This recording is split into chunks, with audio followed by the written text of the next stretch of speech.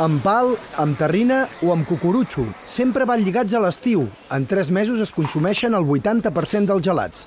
Aquest any anticipen el seu agost, perquè ja han venut... Pues un alrededor de un 5% más respecto al año anterior. El verano se afronta con el mayor optimismo posible. Preveuen augmentar vendes un 1%. Viniendo de años muy duros en los que el consumo se ha retraído mucho, o sea que hablar de un 1% son cifras muy buenas. El motiu? El turisme.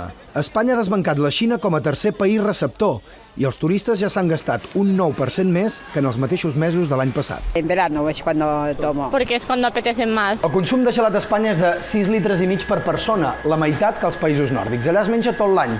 Aquí, en canvi, les vendes es concentren a l'estiu, un hàbit que els gelaters espanyols volen canviar. L'elaboració és la mateixa de sempre. El que està canviant és la presentació i els sabors. Ara hi ha productes més assequibles. €1, por favor. S'imagina menjar-se un mojito o una copa de cava? És el que prometen aquests gelats.